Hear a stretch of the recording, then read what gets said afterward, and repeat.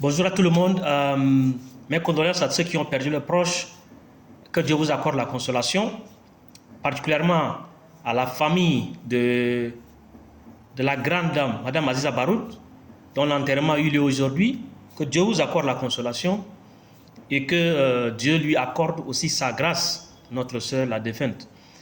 Que Dieu aussi accorde la guérison à tous ceux qui sont malades, tous ceux qui sont blessés dans tout le Tchad, et que Dieu accorde aussi le courage et sa grâce à ceux qui ont perdu leur bien dans toutes les circonstances dans notre pays. Comme je vous l'ai dit, aujourd'hui nous allons parler du ministre de l'administration du territoire. Est-ce un ministre de l'administration du territoire ou un ministre de manipulation du territoire? Nous allons juste deux vidéos dans lesquelles le ministre de l'administration du territoire s'est contredit lui-même sans se rendre compte. Alors donc, allons-y à la première vidéo du ministre de l'administration du territoire. Écoutez attentivement et très bien.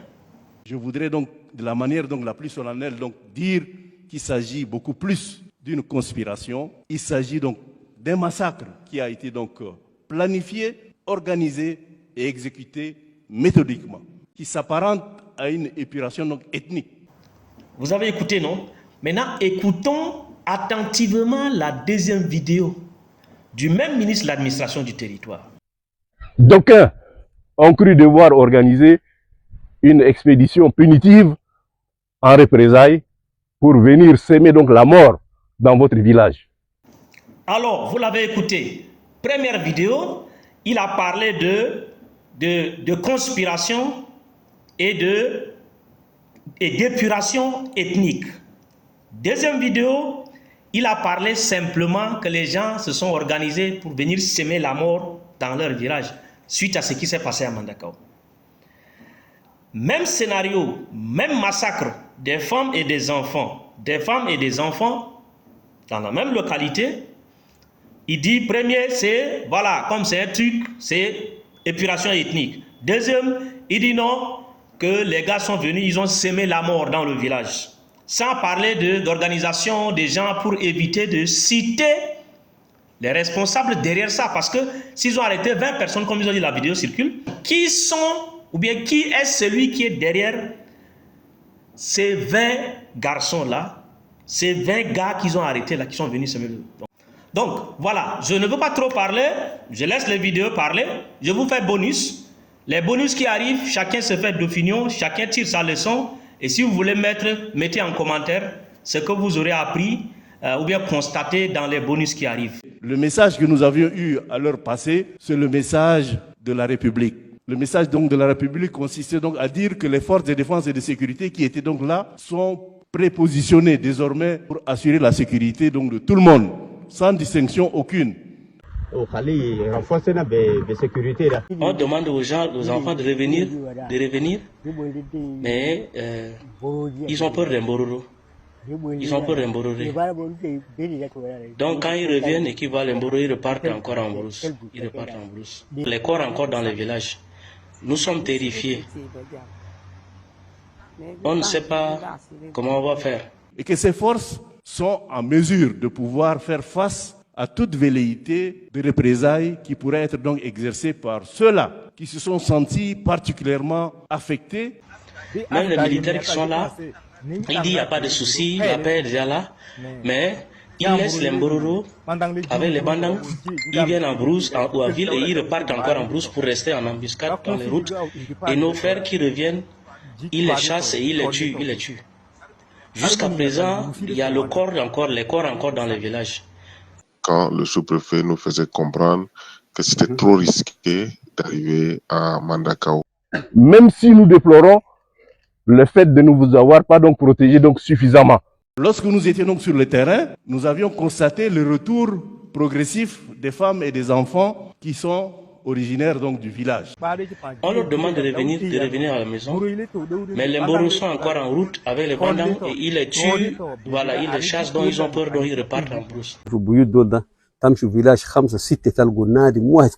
Vous comprendrez pourquoi donc nous avons tenu de manière solennelle à vous expliquer donc ce que nous avons vécu pour que vous puissiez distinguer entre la propagande qui est généralement donc relayé pour essayer donc de diluer ce qui s'est réellement donc passé à travers des défaillances administratives ou sécuritaires. Téléphone kula fi ma na detina wa shattatu da shogola na ku da akhar ko gallena ana da batan ma te julai amshu le chef de canton.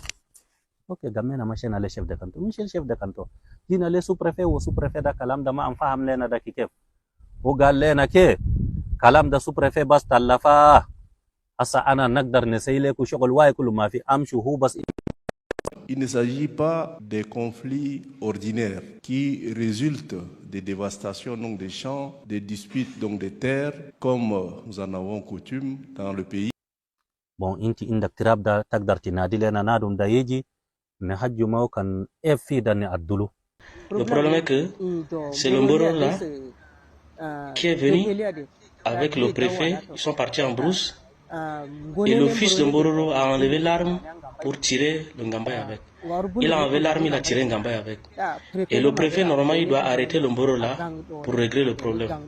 Mais il n'a pas fait et aujourd'hui, on est dans une situation. En termes d'origine du conflit, après échange, recherche, information, le 14 mai, le sous-préfet, accompagné d'un gendarme, un agent de police et le chef de canton, se sont rendus à Mandakao pour la résolution d'un litige qui oppose M.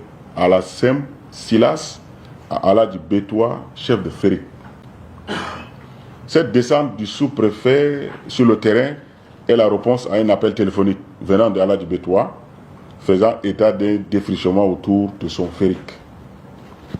Le sous-préfet à sa descente n'a pas pris le soin de sillonner toutes les limites des champs, selon les informations qu'on a recueillies sur place. Il déclare que les champs avoisinant le Férik sont qualifiés de champs pièges. Il interdit les champs qui sont à moins de 300 mètres du Férik pour éviter la dévastation des cultures par les bœufs.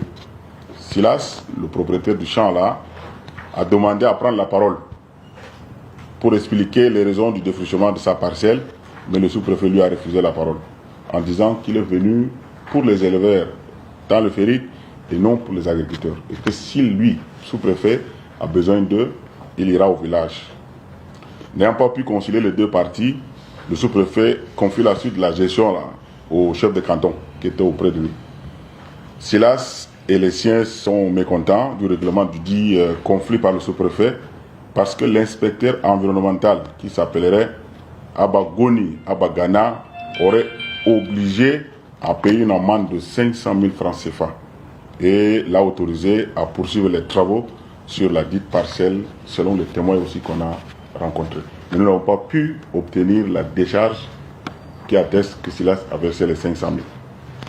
Le sous-préfet quitte les lieux et laisse les deux parties en conflit face à face, selon les sources. L'un des fils de Aladji Betoua va faire usage d'une arme à feu, faisant un mort sur place. Et le défunt s'appellerait Yondolum Julien. Et ils vont blesser un par flèche. Il s'appellerait aussi Moda Michel. Il va succomber par la suite de ses blessures. Alors, donc, je fais toutes ces choses pour aider à éviter le chaos parce que je ne connais pas comment aider à arrêter le chaos. Car une blessure mal traitée va créer abcès et une maladie mal soignée va devenir chronique. Que Dieu vous bénisse, que Dieu vous prenne en garde et que Dieu prenne en garde notre pays.